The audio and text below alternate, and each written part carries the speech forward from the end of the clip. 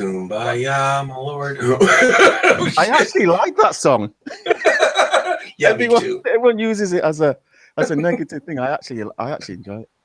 You blast that in your car really loud in the stoplight. All right, welcome to a live hangout we're doing here. I know that for most people, depending on what area of the world you are, it's probably 4 a.m. But for time's sake, for time differences, we're doing this up for so that Shining doesn't have to be up at 1 a.m. And Johnny and I are late night owls tonight, so we're good to go here. And so Shining and I were, tonight we're going to discuss.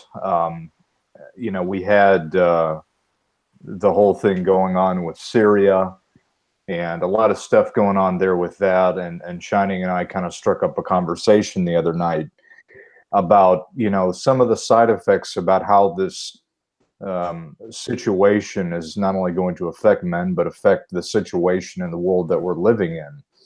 And it seems to be that with all this, constant, this constant state of war and suffering and things of this nature, we felt that it was a pretty,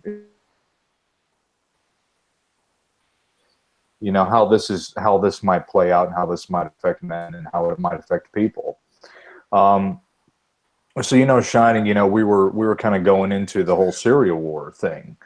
And this big situation politically that's facing us now. I want to get into a little bit about, first of all, what are going to be some of the repercussions that we see from something like this if this continues for men? Well, there's a famous saying. It goes something like, nothing changes a man more than prison and war. And I think there's been a lot of glamorization and a lot of popularization, especially through video games, through media, how somehow war is a wonderful and glorious thing. Well, it's not. And any army veterans, any guys that have been in war, they need to speak out. I've been saying this for the longest time. You guys who have seen the atrocities, who have seen the horrors of war, you need to speak out. It's not a wonderful, glorious thing. It changes a man, but and normally in very, very bad ways for most guys, especially the guys that can't cope with it. But I think what's going on today, especially with Syria, is guys. The West, Britain, Canada, Australia, well, not so much Canada, but especially Britain and America, they think, okay, we're going to go over there, we're going to kill a few Arabs, and then we're going to go back home. Now, the difference between Syria now is Syria has very, very strong ties with Russia. Right now, in fact, last night and the night before, American missiles hit Russian targets. And now, when Russian personnel start dying, it is going to trigger a very, very major war. So our missiles actually hit Russian advisors?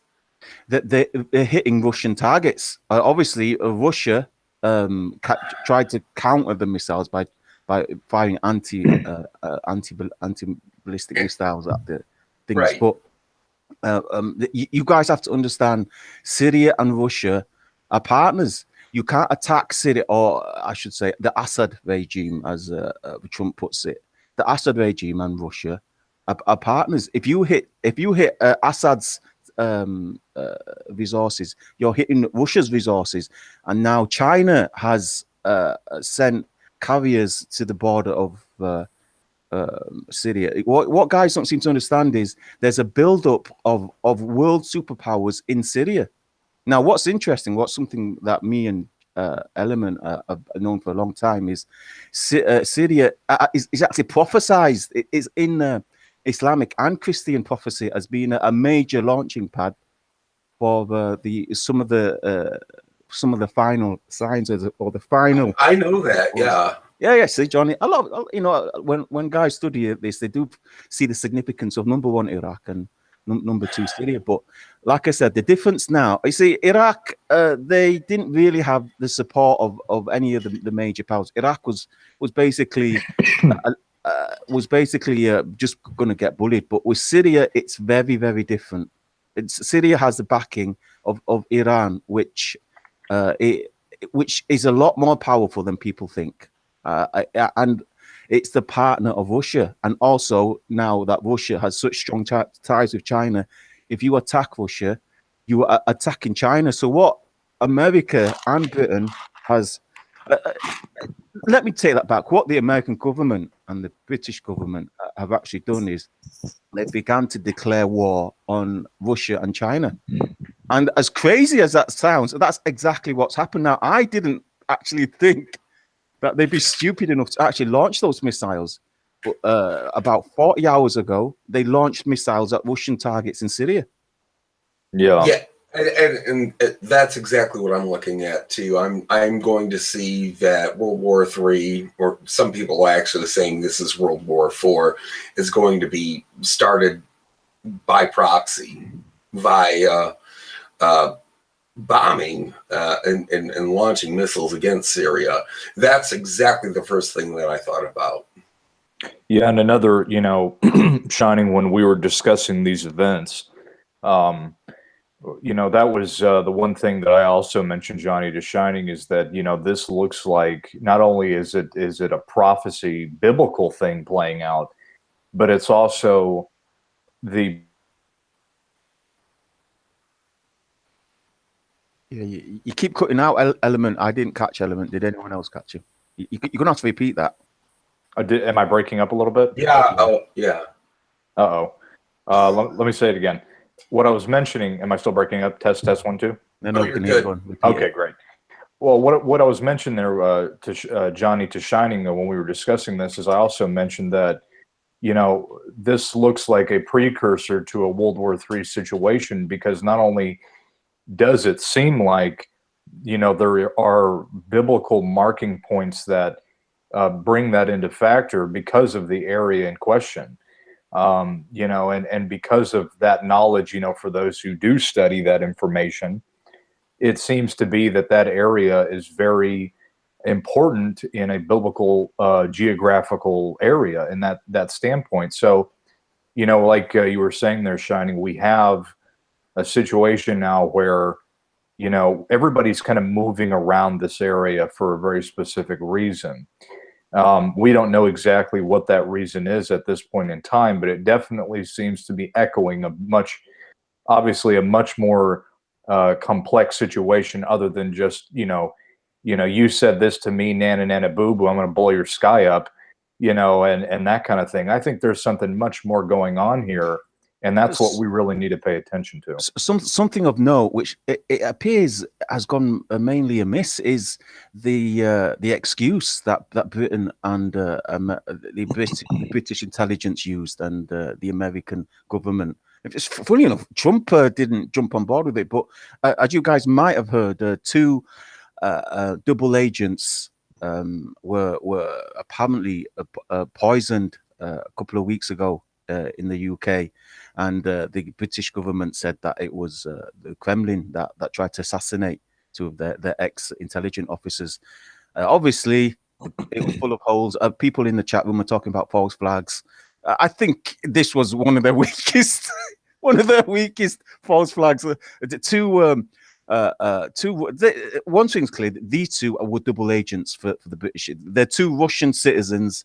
They used to spy for the Russians, and then they went over to the British side, and they were in prison in Russia for a couple of years. So at any time, the Russian government could have killed them. At any time, they didn't have to wait until they released them and sent them back to the UK, and then try and poison them in the middle of a public park, which is what the British government is saying.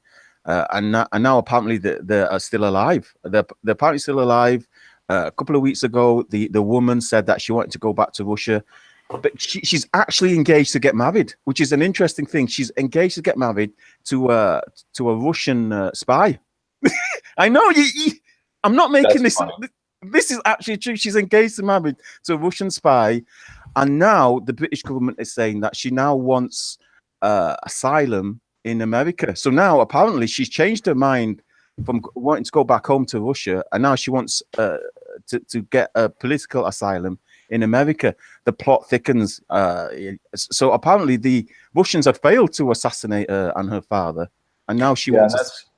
And here's the thing, any time that any of these kind of events take place, they're never going to tell you about any truth whatsoever. And so it's your job to go in there and try to find the pieces that they've thrown around the room to put the whole puzzle together. They always lie to the people about everything. They lie about how much men get killed in war. They lie about how many casualties there are in war. And they're going to lie to you about, what they're really going to do in there, because I think that, the real agenda of whatever it is just, it's so beyond people's imagination of probably what it is. And so, Element, though, exactly. You're completely right about that. The instant that I heard that Trump utter the words poison gas, I was just give me a freaking break. As you mentioned, the alleged chemical attack in Syria.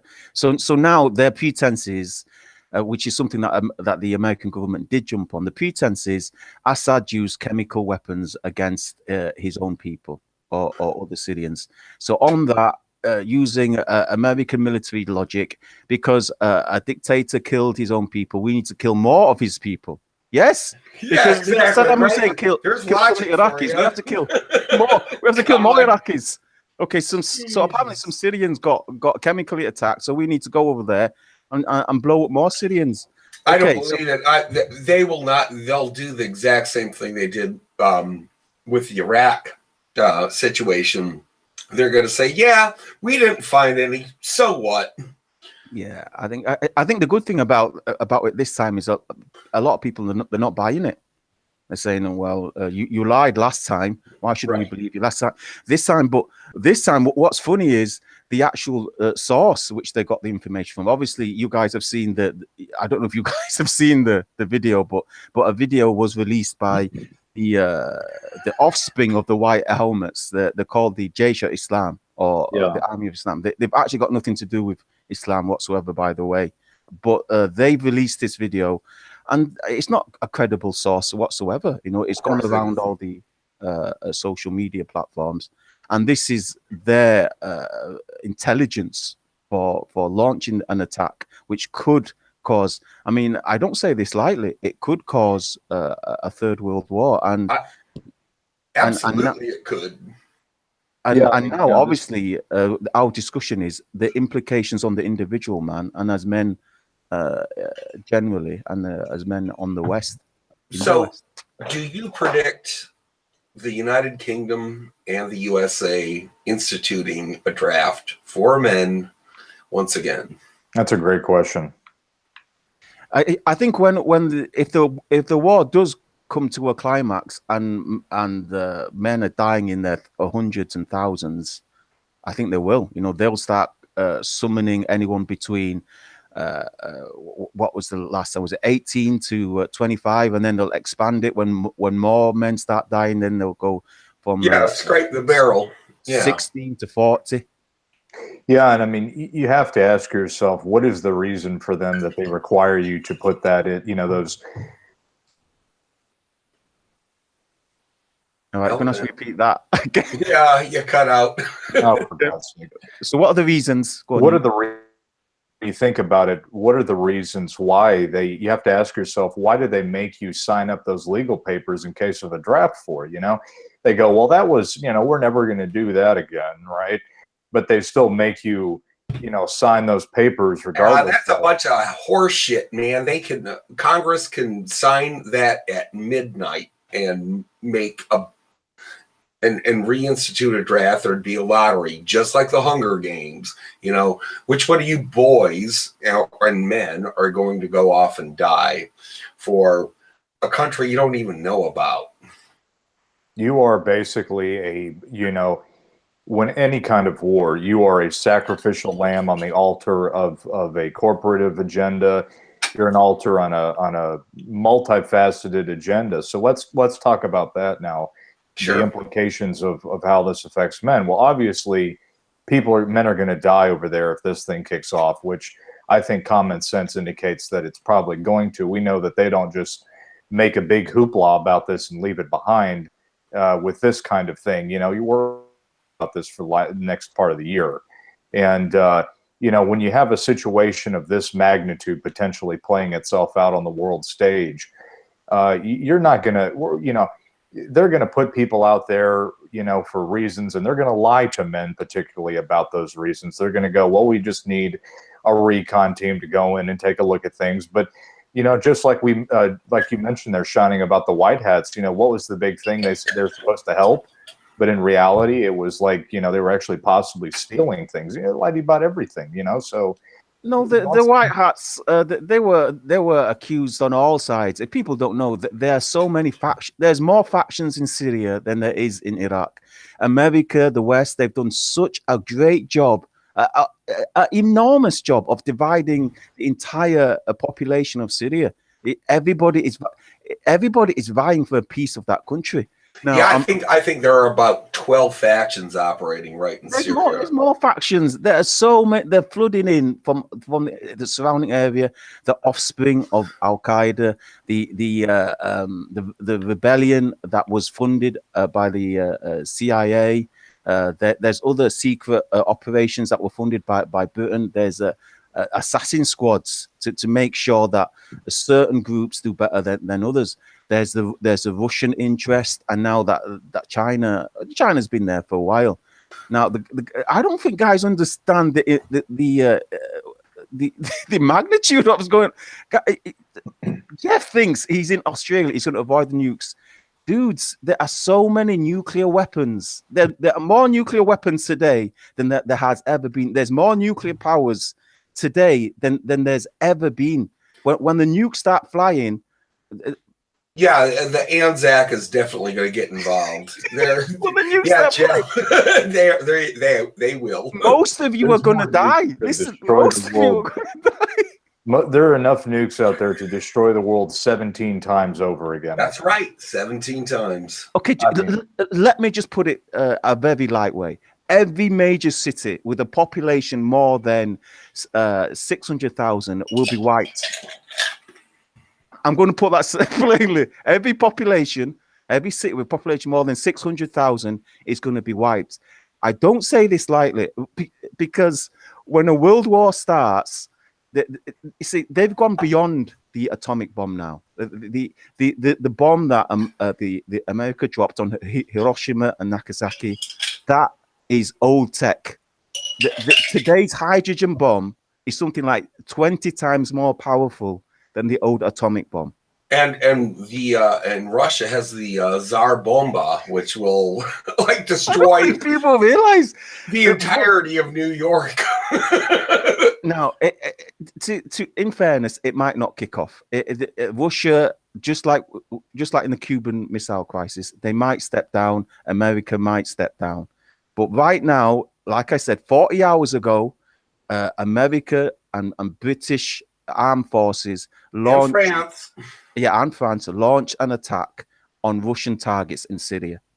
So now, are we officially at war with Syria? No, they haven't declared.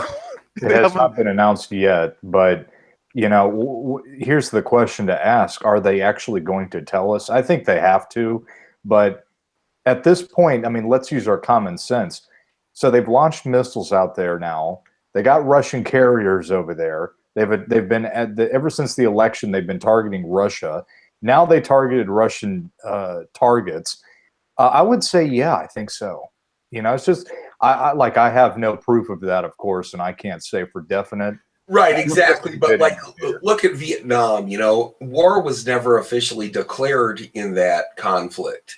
It was considered a police action, but they still drafted, you know, young, you know, boys and men to go fight for that. Yeah, there's a legal framework when declaring war, but when was the last time America adhered to any framework? But when was the last time that the West went by its own rules and laws? I think we're such in an age now of total confusion. I mean, you know, we look at what's happened just in the last year. I mean, it's so interesting how the things going on YouTube of, you know, taking off channels and this and that. And it just so happens that now we have this situation, because anytime that you have a war, the very first thing they do is they instigate hardcore propaganda so that people don't know the truth. You know, that's any kind of warfare, is to cut off information and intel so that people don't know what's going on. So that therein lies the rub. You know, we have to keep our eyes and ears open for what's the possibilities of what's really going on. You know, as long as we're legally allowed to listen for that information, that's interesting. I mean, the fact. I mean, people talk about the censorship, and they say, and you know, it's a fair question to ask. Well, why didn't Google, why didn't YouTube take down all the so-called conspiracy channels? Why didn't they take down all the truther channels? The fact is, if YouTube and Google had done that en masse, people would have just gone to another platform. That would have been suicide. That would have been corporate suicide for Google and YouTube. They kept some and they cut away some. So the people would stay on YouTube. YouTube would still be a viable platform. But no, they did. In fact, looking back at my old subscription list, half the channels, this is without exaggeration, half the channels I was subscribed to are gone, including my own. They took down my own channel.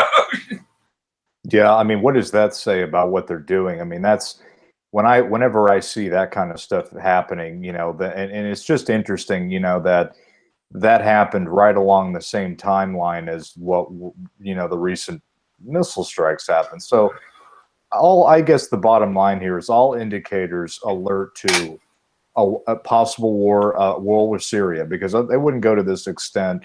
And if you pay attention to how they manipulate and how they move these timelines, it's very easy to see that there's something fishy going on, no matter which way you look at it. So with that being said, let's talk a little bit more about how this is going to affect men there. I was just going to say, like, for instance, I don't know how it is in the UK, but in the United States, a regular draft would be between the ages of 18 to 25. If it escalated into a world war, men are draftable to the ages of 18 to 46. If our borders ever got breached, or if there was a revolution or a civil war, men could be drafted up to age 64. Now, they just be there, you know, stirring beans and stuff, but still, you know, peeling potatoes. Right. Peel potatoes for the war. Yeah, they'd be in the rear. Don't worry about that. But still, they would have to serve. Before we go into that, let's just touch upon the lead up to this. I mean, something that the MGTOW used to specialize in, something that we used to talk about a lot in the manosphere, and it seems to be lost in all the PUA and all the shilling that's been going on, is the lead up to this. I mean, like I said, in MGTOW, we used to always talk about the pacification of men, the feminization of men, the demonization of men, the devaluation of men. And really, if you see, leading up to this all went right up to a pinnacle. You know, this Me Too hysteria, this paranoia of demonizing the other man, you know, categorizing men according to their skin color, according to their label that you would give them, and then coupled with that is the complete and total seizure of all property and rights. If you see the criminalization of basically everyone has a criminal record. Everyone has some biometric data. Everyone's been arrested for one reason or another. Everyone's on a police database for one reason or another. And then the digitalization of currency. You know, all money now is put on some bank account somewhere. Cash is being phased out. So we've had the removal of masculinity, removal of the father from the home. It's all now single. We're now a country of single mothers. There's nobody has any rights to anything. So now we're all plump and ripe now for us to all serve in their military. We're all now plump and ripe. Cattle to the slaughter now we are. And it's interesting, you know, America arrests more men than America arrests people in general 300% more than any other country in the world over every issue. You know, an interesting thing that I think about is, right, you have all this whole, you know, this whole thing where they go, yeah, well, let's legalize marijuana. Well, here's the problem with that, okay? Yeah, just here's the problem. When you promote people to go out and buy drugs, then all that does is promote the ability for younger and younger people to get arrested over meaningless stuff. And what's a great way for people to get arrested over something as stupid as that and put them on a record? So now the only way that they have the ability to get out is to go serve in the army. And that's what happened. And the sad thing is, MGTOW fell for it. You know, we've seen guys, you know, we've known guys for years, you know, they were on this MGTOW path, inspirational men, altruistic men. All of a sudden they were talking about, oh, we need to have more white babies. Oh, you know, black people are the problem. Oh, religious people are the problem. You know, all of a sudden, MGTOW started turning on MGTOW. But when we talk about infighting, that was the real infighting. You know, when two men, they have a different opinion, that's not infighting, that's a discussion. But when one man is saying, all of your type need to get out, that's infighting. That was a sad thing for me to see. You know, it's about divide and conquer when it comes down to it, you know, and that's how they control people, is to get people to infight. You know, when we saw this go down with MGTOW and a lot of these groups, the biggest thing we saw is a lot of infighting. You know, a bunch of infighting, not about trying to come down to an agreement or to see who's right or wrong about something logically, but just to fight for the sake of fighting. Well, how does that accomplish anything? You know, yeah, like with Mexican MGTOW, that guy just wanted to shit on me for no fucking reason. He didn't like my laugh. He's like, oh, orderly, you see, Johnny Midnight, yeah. I'm like, come on, man. You know, Jason Huggins has it. Jason, he's summarized it in one sentence. He says it's a two-citizen society. It's government employees and everyone else, and that's exactly what's happened. If you listen to anybody that's a civil servant, they know of this creep that's been going on. Anyone that's in security knows of this creep. They're slowly giving authority, or they're slowly giving civil servants the authority of the police, and they're slowly going to give police the authority or the powers of a soldier. And that's what that would be that's a fucking nightmare. I think right now we are living out a nightmare. A big increase in private security. Well, who's that private security for? It's for us. It's not to protect us. It's to keep us in a state of control, you know, and that's something that's increasing more and more nowadays, is private security, you know, groups and people of this nature that go around and, you know, have that kind of control. And so this is another part of this whole thing to get everybody under this control. Now, what we see, obviously, how this is going to affect men is that it's going to affect everybody in the long run. You know, nobody's going to be exempt from this thing. And with that, we have to be educated. That's the solution. I wish I could say, you know, okay, well, what we need to do is we need to talk to Congress, or we need to do this or do that. No, this agenda is going to go on. But what the solution to it is to get yourself educated so that you don't fall for those traps and you don't get caught up in all that nonsense. And more importantly, now that we have this war situation potentially going to go up in a big hoopla, is you know, be advised and be aware of the things that you sign yourself up for. Even, you know, that you can avoid. Some things legally you just can't, you know, you just can't do it. But you know, these are things that are really starting to become issues in society. That, well, element, it's exactly like 1984 playing out right now. I mean, we take a look at somewhere like Syria, which is a contested area, and then you have Oceania, which is UK and you know, the United States, and then here you have Eurasia, which is Russia, and then you have East Asia, which is China. And Eurasia, Oceania, and East Asia never actually clash, but they do create these forever wars, these perma wars in the contested areas. And, you know, Syria is a big one. And, you know, you may be right that because this is Syria, it might be something different than some backwater area. I don't mean to insult any country, but like Djibouti. Yeah, like Djibouti or Burkina Faso or something where nobody can. The capital is Ouagadougou, but anyway, you know what I mean? Yeah, guys, during wartime, you guys have to understand when war kicks off, you don't have any rights. You don't have right to your property. You don't. All of a sudden, you're going to discover your money is worth nothing. Your Bitcoin is worth nothing. I've just got to all of a sudden, you're going to realize that all those notes in your bank account don't mean anything anymore. And you're big toes, I lost all my Bitcoins. I'm of course, most of all, your life it doesn't mean anything. You're literally going to be treated like cattle. You're going to join up, or you're going to go to prison, and that's what happens during wartime. War is it's one of the worst things that could happen, and people don't see the extent of it, because of the fact that people are. It's the propaganda machine. We're not shown how ugly.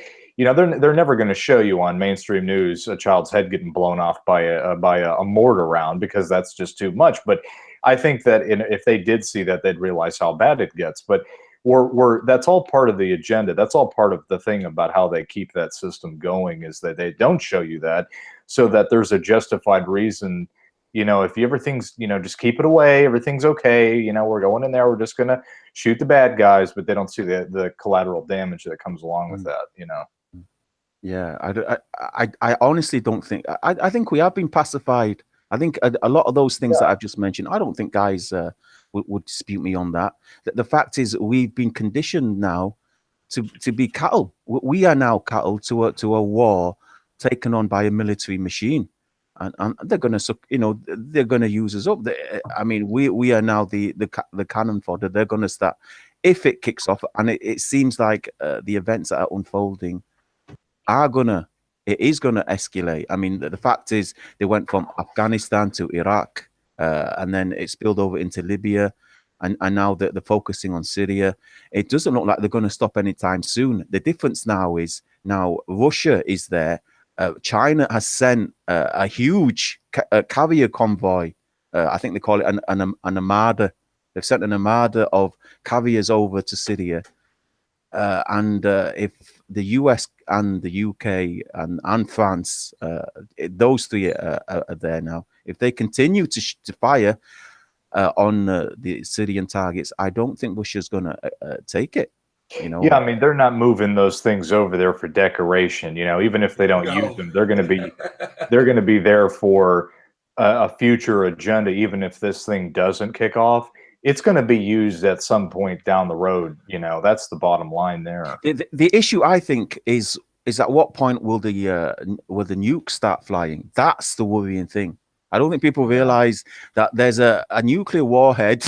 And it's not coming from Iraq, by the way. There's a nuclear warhead aimed at every single city, every single major.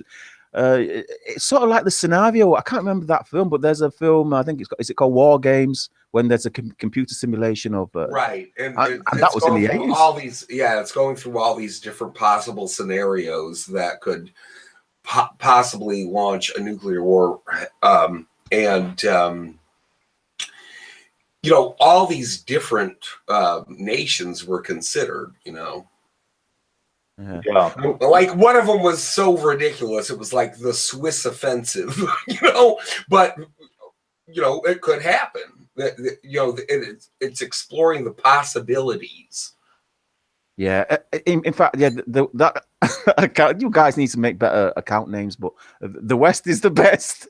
He suggested that going off grid. If you can do that, you should have done that a long time ago. But that's what will happen. The women and children, they'll be moved to the countryside. All populated cities, they'll be evacuated. This is what happens in wartime. But are we going to get opportunity to do that? It could be that there could be a knee-jerk reaction. Because look, if you're about to get into a fight, if two men are about to face off, normally the guy that gets the first knockout punch wins. So obviously you don't wait for the guy to punch you. I mean, you learn as a fighter to get the first decisive strike. You know, if you're feeling threatened, and they teach you this in the police, in any in any profession where you might come into armed conflicts. It just might be a knee-jerk reaction. So, you know, fuck it, let's just fire on all their major targets. I mean, that's a possibility these days.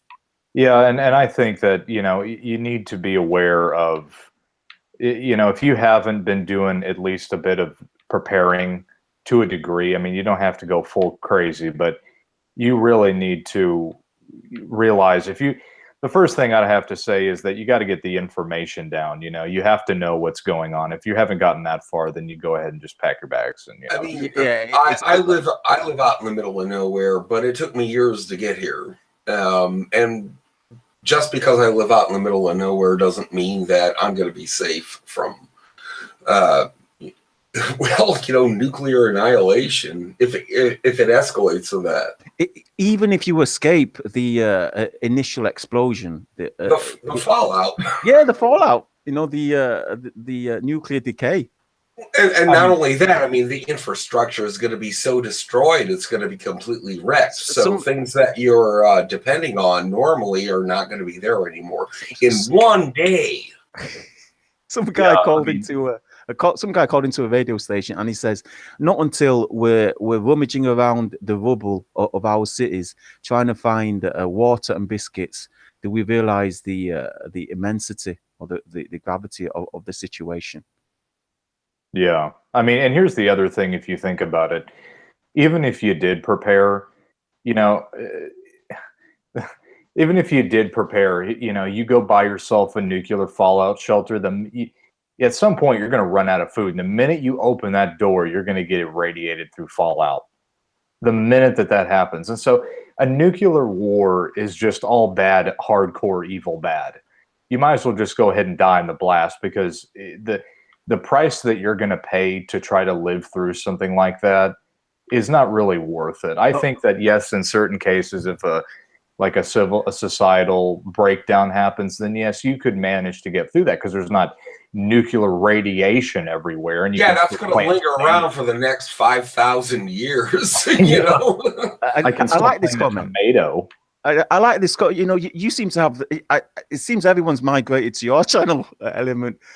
I got the people that are into conspiracy over here. You got the best comment. I like this comment. This guy says nobody wins in a nuclear war. World War IV will be fought with sticks and stones. Now that is an amazing statement, because a few years ago I was listening to a lot of Islamic and Christian lectures, and they said that Armageddon will be fought on with swords and horses. And I thought, well, that's just ridiculous. I'm considering the amount of technology we've invested in firearms and stuff.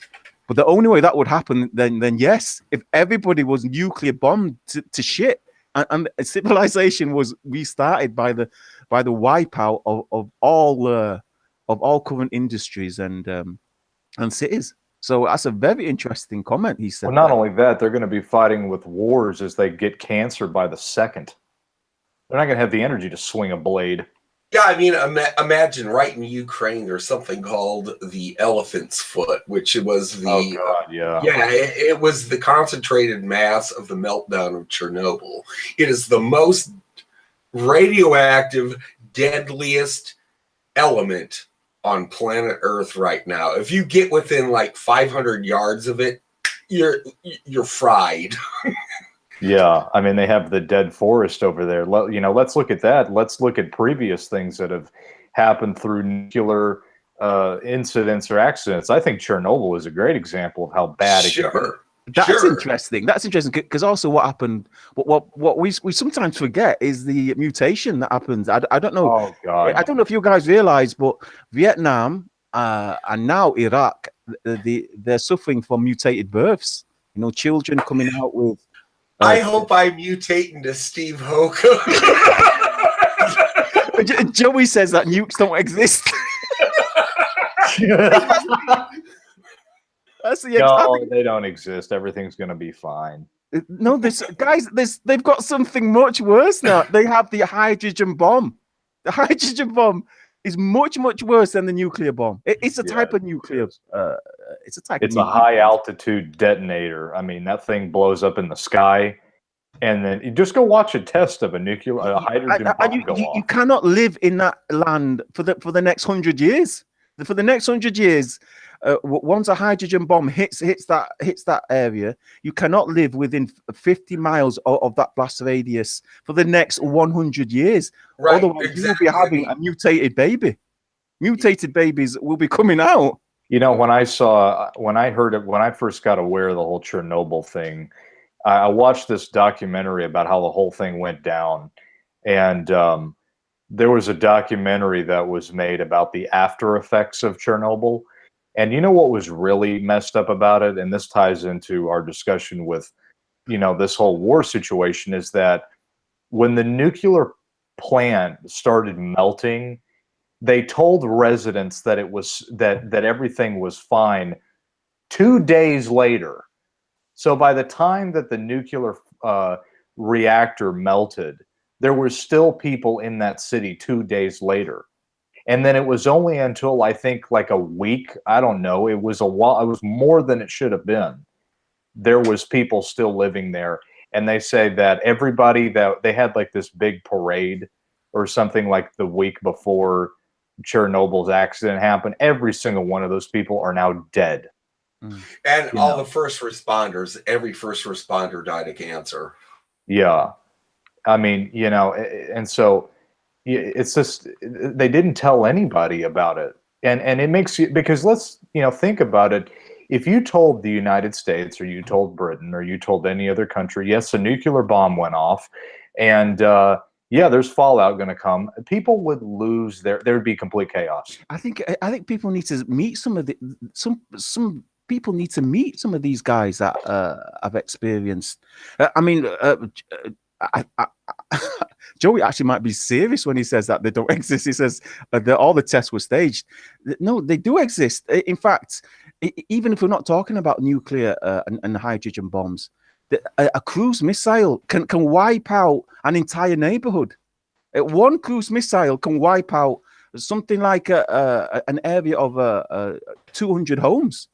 That's like 5 city blocks. The arsenal they're using today is absolutely devastating. And not only that, so imagine if Russia came by with a missile boat and fired their cruise missile at, say, Brooklyn. Like Bushwick would be flattened. Yeah, you guys don't seem to understand the magnitude of the problem. Not only that, but any living creature within that nuclear radius of that hydrogen bomb, the nuclear bomb, will be dead. All the birds, all the fish. They say everything except for the cockroach. It's like taking a magnifying glass to an anthill is what it's like doing. Yeah. So but anyways, I think that the thing here is that we have to realize the situations that we're facing at the moment. We got to be aware, we have to stay on top of this because, even after we said all of that, there's not really anything we're going to be able to, we're not going to put our hands up and go, stop that, that's bad. We're going to call Trump, tell him to stop. We're going to go up to him and say, you need to stop that. That's very mean. You're going to stop the war. Best comment of the night. I bet Hocus is from Shingles. I bet Hocus farts could wipe out the entire Orange County. That's probably why. That's probably going to be in the news. Like in Ohio, the chicken plant is dead, and all the chickens are dead. Here's another good point. That how do you pronounce that? Cardio. I can't pronounce that. He says he's more worried about biological warfare. Now that's interesting. That the fact that that biological and chemical warfare is actually very much hidden. It's a hidden weapon from a society where these scientists, coupled with a military contract, they manage to develop weapons that kill specifically. So they'll make a weapon that kills people with a specific DNA or wait. So like they have weaponry that will only end the life of, say, black people or white people, or it's eugenics is basically what it is. It's eugenical genocide. And Johnny and I were actually, Shining Johnny and I were discussing this last night, that there are documents available out there that detail exactly what they plan on doing. And one of the main things that are in there is biological and genetic warfare. Yeah, and that's actually documented by NASA. Yeah, it's called the wartime document. There's a whole thing in there. That shit lingers, all this bombing, all this nuclear bomb, biological bombing, that shit lingers. I don't even think there's going to be any trees left. I think if there was, if we think about it, the devastation that the military can wrought on each other now, I don't even think there's going to be any plants, man. It'll be like a desert. It'd be like that movie The Road, where no blade of grass stands left, anymore. Yeah, I've seen that. That's a rough movie, man. But that's really what it's going to be like. I mean, it's to that emotional and detrimental level. It's going to be just nuked. That's why I say, in my personal take on it, I'd rather just get killed off in the blast. I don't want to go through something like that, because there's no point. It's insane. You're right. It'll be better to die in the center of the explosion than suffer the radiation, the starvation. I mean, you think men cannibalize each other now? Just wait until there's no food or water.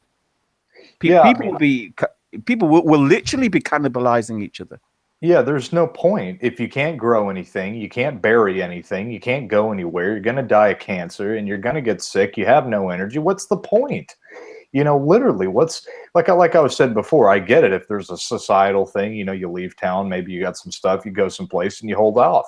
But if there's a nuclear thing, forget it. Yeah, because what's going to happen is we're talking about lingering radiation that will affect the world for thousands of years. We're talking generations upon generations upon generations.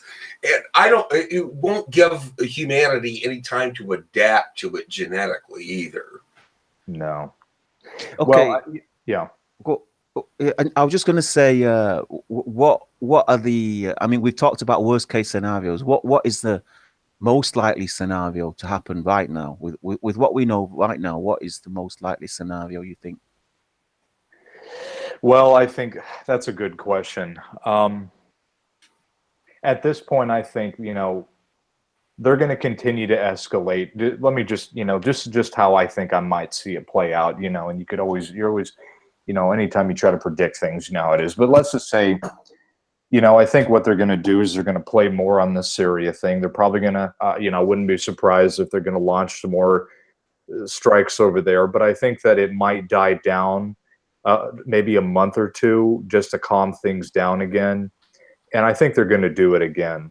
And when that happens, it's going to get bad and it's not going to go away. Let's check the news now.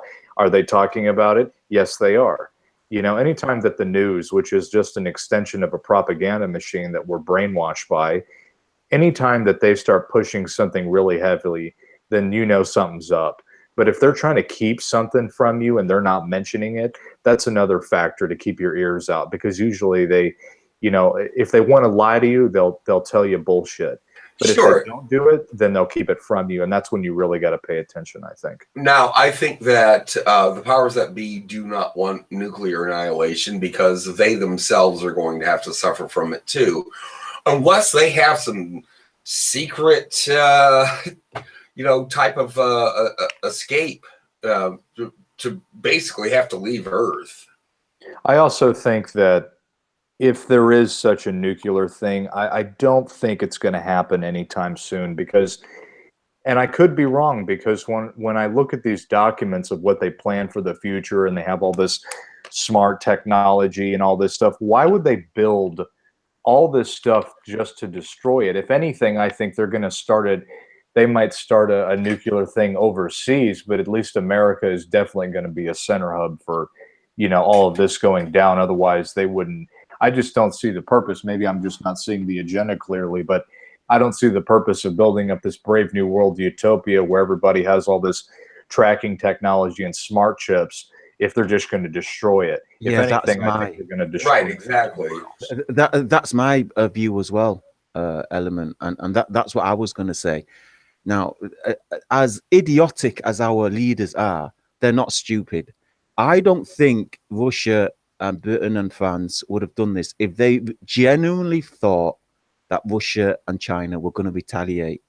I think that they have had secret meetings. They've had talks beforehand, and I think, I mean, I don't. I think one thing we're not privy to is the discussions these guys have at the top level. I mean, we see the council at the UN. We see these guys going through the legal framework, but I think really the real decisions are made outside the council when the people in charge of Trump, and Trump is a puppet. You know, he's not in charge.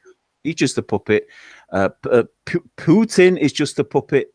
There's some groups that control these guys, and I think when these guys get together and talk, I think that's when the decisions are made. The mediators are the central banks. Yeah, they're the oligarchs. You know, when you think about it, how does one man, like, take this for example, Exxon. Do you think that one dude runs every single Exxon gas station in the whole entire world? That's impossible. You know, it's done by artificial intelligence. It's run by people that are lower on the levels that report to people. It's a hierarchy, you know? So that guy's just the spokesperson, just like people think that Mark Zuckerberg runs Facebook. No, he doesn't. He's just there to maintain the brand. Okay, so what I think will happen is this is just a prelude for the West, or for the whatever you call them, New World Order, whatever what you want to call them. They're just going to break out some really big time nasty legislation. They're going to do something really, really bad to us, to society, to men. Yeah, but first they have to scare us to go along with it. So they're going to do it big time. They're about to do something so bad that the only alternative was to have a World War III. I think that's what's going to happen now. I think that something's about to roll out that is so bad that World War III would be the alternative. Well, you know, like I said, Shining, you know, they don't roll out carrier ships for decorations. You know, they do that there for a reason, and I think that they've been targeting the Russia thing all this last year and all of this stuff to complete this agenda. And I think you're right. I think that this is just a precursor to something much worse. It's like, you know, when you start a weed eater, you got to prime it. Well, this is the priming happening now. They're just starting to get they're tilling the ground to plant the plants now. You know, they have to get order out of chaos. They create a little bit of chaos so that they can implement order, so that they can implement more chaos, and the situation goes back and forth and so forth. And so I think that might be a more correct assumption, that this is just the priming of something much bigger. And I think at this point, we're just going to have to wait and see what happens. You know, we don't have enough information. You know, it was just we just had missiles go over there. You know, we can definitely see down the road where this is going to lead, but we do need a little bit more information, and we're just going to have to keep our eyes out and see where this thing goes. But all I can tell you is it ain't going to be nothing good. I don't care which way this goes. It could be a small skirmish here and there that you know, all it takes is a little bit of gasoline to light a house on fire. It doesn't take you know, a tanker full, you know. So we're just going to have to wait and see and keep our eyes open. And when we start seeing, I think the real thing that should alert us is that when things start happening in not only your town there, Shining, but also in America, when they start going to the people of this slave system we live in, and they start saying more people are being sent over there, that's when we really need to really keep our eyes out, because then they're going to start some big stuff over there. But the other part of it is that because we live in a propaganda system, they're not going to tell us the truth. So we're going to have to do our own independent research on this and stay vigilant. I think at this point we have to put this out there now.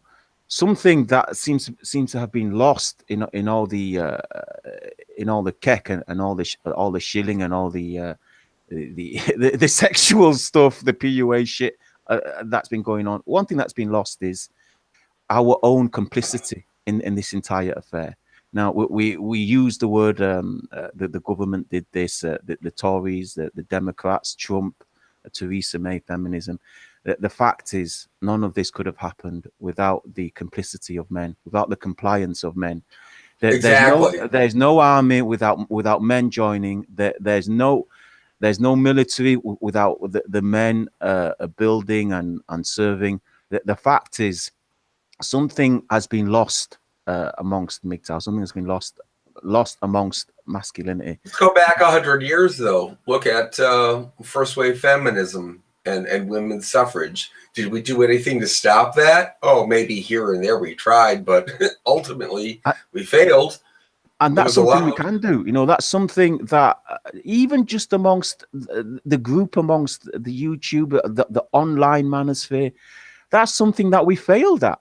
If you see the amount of men that turned on each other because he was a different color, he was a different religion, or because of some label that we decided to give this person, the men that turned against each other, just from what we witnessed over these past few years, this is enough to suggest that we're lost. You know, we failed. Well, let's talk about that, because I think that's a good segue, is the dumbing down of society that it has led to this point. We have had so much stupid running around that it's just absurd. You know, in order to get a whole entire civilization to put the brakes on something would require everybody to kind of come together and say, you know what, you know, this is ridiculous. We've had enough of this. But I think, unfortunately, the problem is that people have been so dumbed down, so miseducated by not only the school system, but by the propaganda itself, that people haven't taken the time to learn about how those things work. And because of that, I think that we've really, you know, we're in this really tricky situation. So why don't we mention that just a little bit? You know, what we see, you know, I don't know how it is with you shining there in Britain, but when you go out into the streets and see people, I mean, can you see this kind of zombified group, you know, the people just really just lackadaisical? I really wonder if some people, even adults, know how to tie their fucking shoes. I mean, they're that dumb. What do you see there in Britain? They're shining with that. I mean, can you remember that discussion we had a few years ago when we talked about how now it's cool, it's fashionable, it's in to be stupid. You know, people acting stupid. You know, it's part of our culture to be stupid. Yeah, it's idiocracy. It really is the movie come true. And we have that now. I'm not only that, but people, you know, not pretending, but are genuinely stupid. I mean, if you're still voting for the same dude that you know, for the same party that are doing the same shit, then I don't know what. I don't know if it's a genetical thing. It's something they put in the air or in the food or in the water. But people are genuinely stupid. You know, they think that the color of your skin reflects the quality of man that you are. Yeah, there's people that really believe that. In fact, I was watching a podcast, and a guy came on there, and he was saying that his skin color it makes him a much more superior man than this other man who wasn't of the same skin color. You know, the stupidity that's going on these days. It is. It hurts my head trying to think on these guys. It's like saying that my lawnmower cuts 4 inches bigger than your lawnmower does in my world. I think we should have gone beyond this. You know, I mean, I was inspired at the early days of MGTOW, and I was speaking to these men. You know, it appeared that I found a group of very, very, very, very intelligent men, and then all of a sudden, some of these men are saying, "Oh, we need to have more babies because there's not enough white people." You know, the stupidity is just, you know, and here's the other thing too about all that is that look what they, you know, we have that whole thing, you know, that whole term we like to joke about called soy boys. Well, what does soy do? It's estrogen. So they're effeminizing the population so that people don't have the ability to resist. Mm. Yeah. I mean, that is the thing now. The pacification. We're pacified. You know, we don't care about our fellow men anymore. Yeah, we don't care about what happens anymore. Chemically have a high count of estrogen within its chemical makeup, and that's why they're trying to push soy products so much. Could also be the result of maybe a food shortage where they have to we have corn, we have soy, we can cut everything with that. But soy is definitely an estrogen vector. Yeah, I mean, they're getting us on all ends here. They got it in the food, they got it in what they tell people to believe. They've got, they have so many different things that they've come at us with, and you're exactly right, Shining. They have made stupid to be the trend. I mean, that's why do you think that they use those terms like, the whole thing is like they use those terms that people use like trendy words like, I don't know how do you describe it, just these words that people like to use to describe how they feel. Dumbing down of education. I look at this big time when we look at text messaging. Why do you think that they've got people abbreviating words now so that they don't know how to spell? The sodomization of the English language. It's very strange. Language is actually very important. I think sometimes we undervalue the value. Yeah, we undervalue the value of language. Being articulate, learning, increasing your vocabulary, learning the history of words and where they originate from. I think it is very useful knowledge, and is very important if you want to lead to any wisdom. But one thing I want to reiterate from things I used to try and propagate in my old channel is that there are men. I mean, it's fair to say that we've just talked about how stupid people are, but there are still good men out there. There are still great people out there, and to these men, I address. You cannot give up. Like I've always said, if speaking out is all you can do, then please just speak out. If you can do more, then do more. If you have resources to act, then please act. But you cannot give up. Why are you guys laying down like this? It's like you're already resigned to death. Your home, your flat is your coffin. No, we talked about this last night, Shining, that because of all the stuff going now on YouTube with them taking down stuff, we're running out of time to say what we need to say. So if you have something to say, you need to say it now before you don't have the ability to, or if you get arrested for it. Right, exactly. So, like, for instance, say if YouTube does start censoring our speech and our broadcasts, we could always go to Minds, and Minds won't do that, at least not for now. But if it becomes a federal mandate, it doesn't matter where you post or broadcast your message. It could be Minds or Vimeo or any of that. You could get arrested for what you're saying or what you're listening to, even. And finally, sorry guys, but I'm I'm gonna have to wind down now. I'm gonna shut this entire shit down before Google shuts down. Just go ahead and cut it off. All right, guys. One last thing I want to say is, guys, you have to help each other. Stop regarding it as it's me against the world, or the entire world is out to get me. No, guys, help each other. I don't understand. It costs you nothing. It cost me nothing to jump on this podcast today. It costs you nothing to promote the good message of another. Now, no man is perfect. We all make mistakes. But the thing is, if a man does something good, help him do that thing. Help him do good. If he's doing something bad, then help him not do that thing. But the fact is, guys, you have to help each other. There's only us left. I totally agree. And one thing I want to say before I sign out is, MGTOW is not waiting around to die. MGTOW is trying to find a new avenue by which you can live.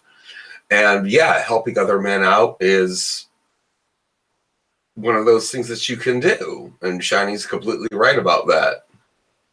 Yeah, and with that being said, I think that, I think we've hit on some good points today. And, I think on the final note there that, just keep your eyes open, don't ignore what's going on, because you do need to be aware of it. And I think the most important message of this is that not only to help other men, but to speak out, which helps other men. And if you can do that, then you are contributing, and I think at this point in time, that's about the best we can do. And if you can do that, then you're doing something. And whatever happens is going to happen. But don't. And I think the last thing I can say is, don't get worried. Don't worry yourself to death over what's going to happen. Because that doesn't help you, and it's already bad enough that we're having to deal with this stuff in the world. The last thing we need is to make it that much worse. So just don't let this worry yourself stick. What's going to happen is what's going to happen. We can't control a stop of a nuclear war if that happens, or missile strikes. That's out of our hands. But we can, we can decide how we are going to deal with it emotionally. And I think that's a good point there. So with that being said, you guys want to bring up anything before I close it down? No, you're completely right. Tomorrow never knows. And you all have a good midnight. Bye-bye. All right. Thanks for tuning in, guys. And we'll talk to you again sometime soon. Bye.